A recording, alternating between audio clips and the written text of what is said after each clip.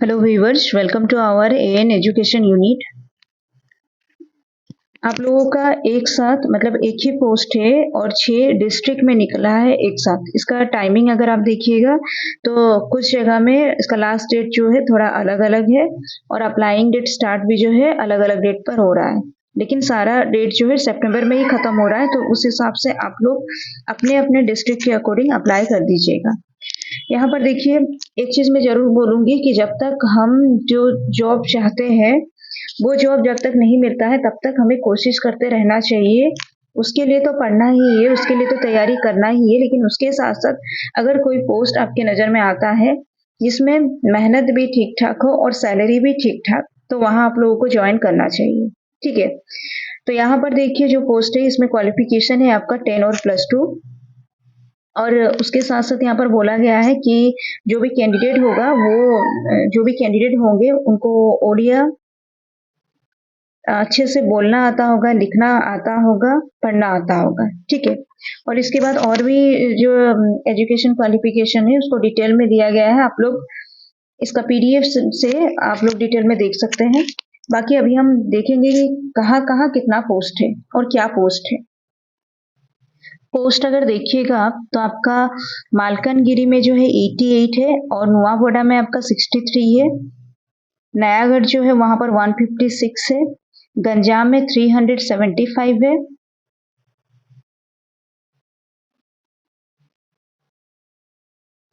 और बालेश्वर में आपका 327 है। वहीं आपका कोरापुट में 167 है।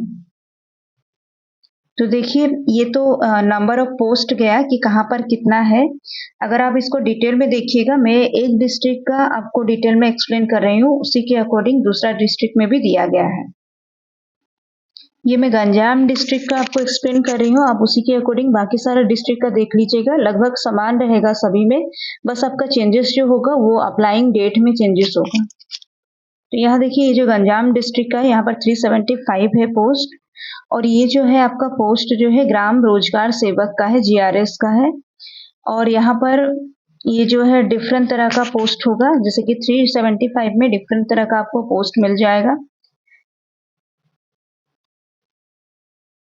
इसका लास्ट डेट अगर देखिएगा आपका 21 सितंबर में रहेगा। 21 सितंबर 2024 में लास्ट डेट है ये आपका।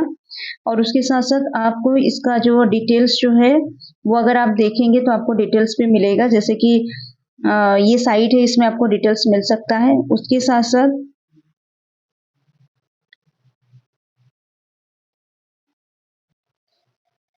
यहाँ पर कैटेगरी वाइज पोस्ट को भी दिया गया है कि किस कैटेगरी से कितना पोस्ट है, वो आप लोग देख लीजिएगा। और जो आपका रिजर्वेशन के बारे में भी यहाँ पर अच्छे से एक्सप्लेन किया गया है, किसको कितना रिजर्वेशन मिलेगा, किस बेसिस पर। एलिजिबिलिटी देखिए दिया है कि आपका 10 और +2, 10 और +2 के बाद में यहाँ पर दिया है कि ओडिया आपको बोलना आता होगा, लिखना आता होगा, पढ़ना आता होगा। अब ओडिशा के लिए पोस्ट है तो इतना तो आएगा ही सबको। और आपका देखिए और एक चीज दिया गया है कि आपका मिडिल स्कूल एग्जामिनेशन में ओडिया एक लैंग्वेज सब्जेक्ट होना चाहिए, या फिर दिया है आपका मैट्रिक में जो है 10th में ओडिया जो है मतलब एक तो ओडिया एक सब्जेक्ट होना चाहिए, या फिर ओडिया मीडियम में अगर आप लोग एग्जाम दिए हैं फिर चलेगा वो। उसके बाद में यहाँ पर बोला गया है कि सी ऑप्शन में जो दिया गया है एटलीस्ट 7 तक आपका जो है ओडिया होना चाहिए। ठीक है,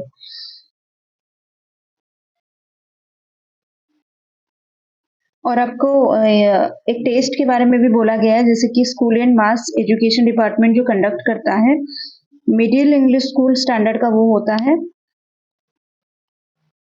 और वहां पर भी आपका जो ओडिया का जो टेस्ट है वो एटलीस्ट होना चाहिए।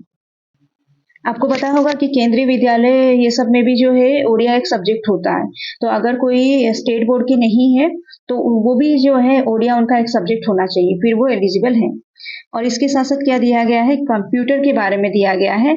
कंप्यूटर का जो है ओ लेवल का जो एक सर्टिफिकेट होता है वो सर्टिफिकेट आपके पास होना चाहिए, वो कोर्स आप किए होंगे। और उसके साथ साथ यहाँ पर और एक चीज भी देखिए कि यहाँ पर बीसीए, पीजीडीसीए, एमसीए, बीटेक वगैरह जो भी किए हैं वो भी एलिजिबल होंगे। लेकिन ये सब जो है जैसे कि कंप्यूटर जो है बहुत सारे बच्चे बाहर से कर लेते हैं, दुकान से कर लेते हैं, तो वहाँ से ज़्यादा उसको वैल्यू नहीं दिया जाएगा। वेरिफिकेशन के टाइम पर दिक्कत हो सकता है क्योंकि यहाँ पर जो बोला जा रहा है कि आपका ये सारा जो है दिया है, देखिए यहाँ पर फाउंडेशन कोर्स के बारे में, ये सारा कोर्स अगर दिया गया है तो उसके अकॉर्डिंग उन लोगों का कुछ मतलब जैसे कि टेस्ट भी हो सकता है। बीसीए, पीजीडीसीए, एमसीए वगैरह अगर आप लोग सच में किए हैं फिर आप लोग एलिजिबल हैं, नहीं तो बहुत सारे ऐसे होंगे जो मतलब बस सर्टिफिकेट रखे हुए हैं, तो उनके लिए दिक्कत हो सकता है वेरिफिकेशन के टाइम पर।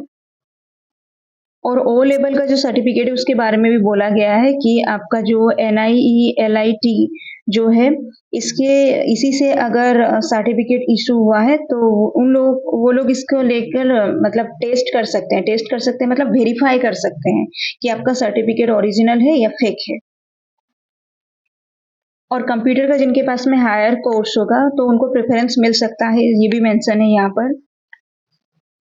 एज के बारे में दिया है कि आपका 18 से लेकर 40 तक एज है, ठीक है।